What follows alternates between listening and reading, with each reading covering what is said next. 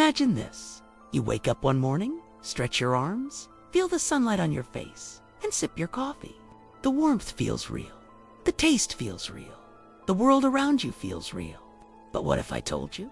None of it is. What if every drop of sunlight, every sip of coffee, every heartbeat you feel is nothing more than lines of code running on some vast, unimaginable computer?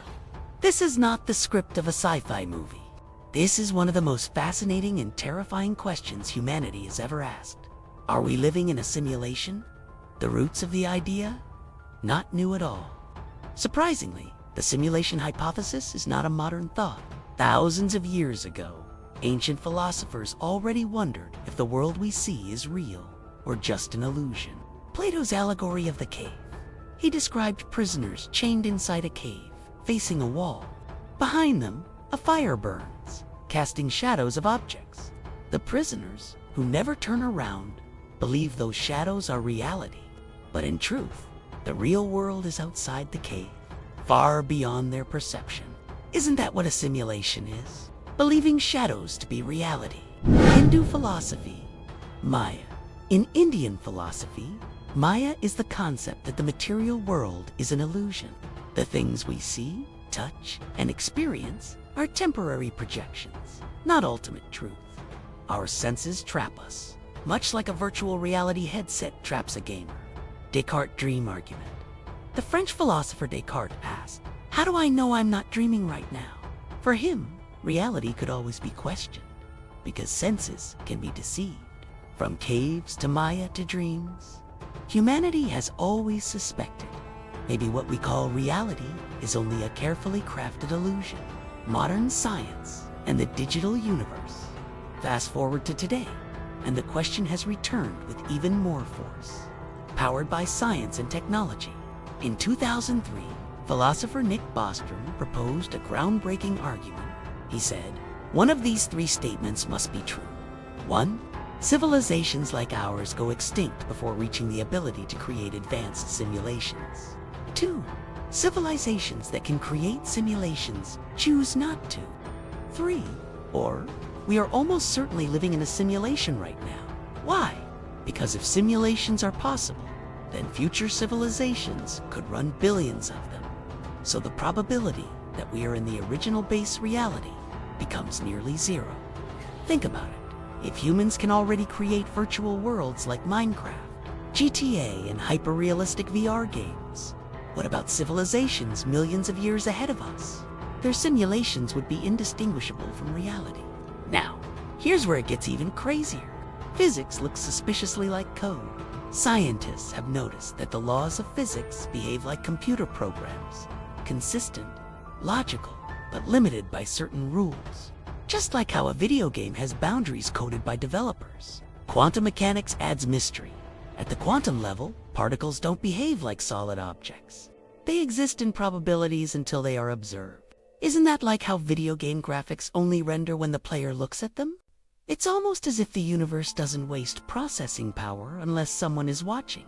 The age of VR and AI, look at what we're building today.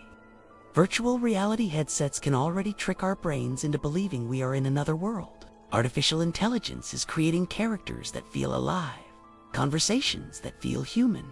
Entire universes can be simulated on supercomputers. If we, with our primitive technology, can create believable simulations in the 21st century, then imagine a civilization 10,000 years more advanced. For them, creating an entire universe with conscious beings inside might be as easy as running a game on their computer. What if we are inside such a game? Consciousness, the glitch in the system. If we truly live in a simulation, then there's one mystery that stands out like a bug in the code. Consciousness. What is it? Why do we feel things instead of just processing information? Think about it. Your computer processes millions of calculations per second. But does it feel joy when solving math? Does it suffer when it crashes? No, it only executes code. Yet we supposedly biological machines experience love, pain, fear, wonder. This subjective awareness, called qualia, doesn't fit neatly into algorithms. Some scientists argue that consciousness is the glitch in the simulation. If everything is programmed, then why do we sense a self? Why do we ask questions like, who am I? Or is this real? That would be like a character inside the Matrix suddenly realizing, wait, I'm in a program. Could it be that awareness is the one thing the coders of this universe cannot fully control? Free will or pre-programmed code? If life is a simulation, then here's another question. Do we have free will? When you choose coffee over tea, was that your true choice? Or was it a line of code that told you, today you will want coffee? Some philosophers say free will itself may be an illusion, whether in a simulation or in real physics. Our brains are just firing neurons, and those neurons follow laws of chemistry and biology. So maybe every decision we make is already But others argue that our ability to reflect, to doubt, to rebel, proves we are more than code. Even in a program, we might be emergent beings, rising beyond our creator's intentions. Philosophers and thinkers on reality. Throughout history, great minds have warned us about the fragility of reality. Nietzsche, there are no facts, only interpretations. Reality itself might be nothing but perspectives. Schopenhauer believed the world is driven by will, not objective truth, but a force shaping appearances. Buddha said that clinging to this world is clinging to illusion. Awakening comes when we see beyond it. Hindu rishis spoke of cosmic cycles where universes are created, sustained, and destroyed, like simulations starting and ending. Even modern figures like Elon Musk have casually said, the odds that we are in base reality is 1 in billions. The dangers of believing in simulation. But wait, isn't this dangerous? If people start believing life is just a simulation, won't they stop caring? Why try? Why suffer? Why build if everything is just code? This is where perspective matters. Imagine you're playing a video game. Even though you know it's not real, you still care. You still fight the battles, explore the world, complete the quests, because the game has meaning inside its own rules. Similarly, even if our world is simulated, our emotions are real to us. Pain still hurts. Love still heals. Joy still matters, so the meaning of life doesn't disappear. In fact, it becomes more precious. If this simulation is temporary, then every moment is a rare gift, something we must live fully before the program ends. Can science test the simulation? If our universe is a simulation, is there a way to prove it? Scientists have tried. Some physicists suggest that if we are inside a program, the code would leave fingerprints, tiny errors or patterns in the fabric of reality. For example, in quantum mechanics, particles behave in ways that almost seem like pixels of the universe.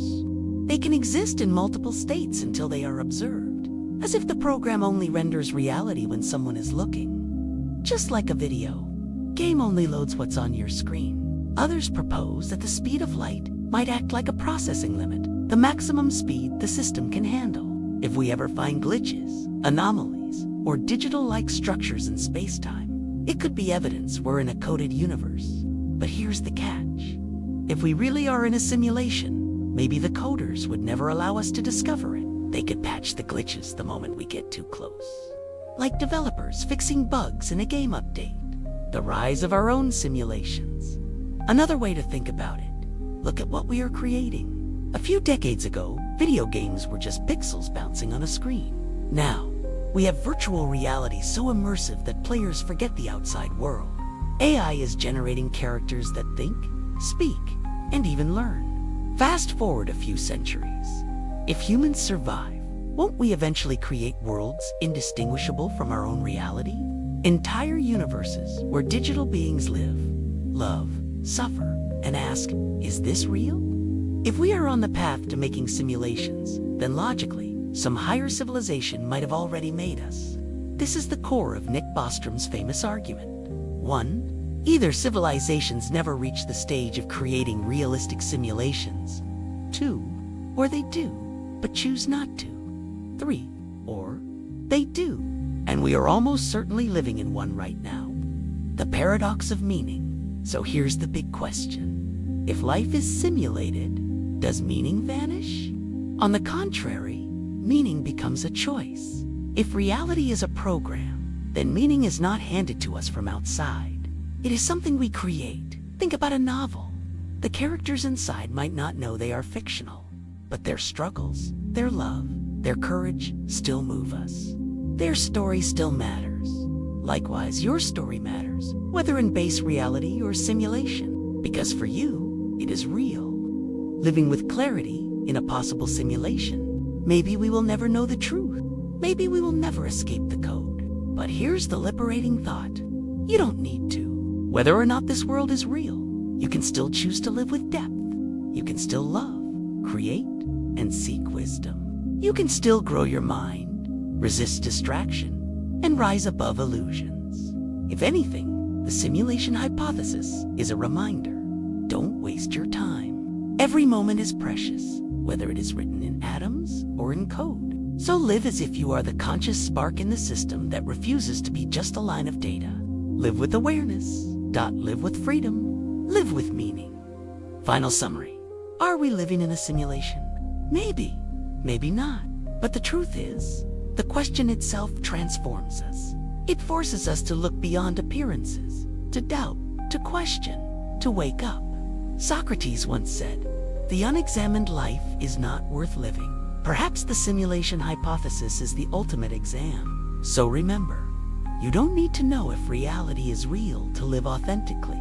You only need to choose wisely, love deeply, and use your awareness to rise above the noise, whether you are code or consciousness.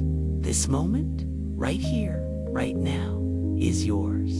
And that, in the end, may be the most real truth of all.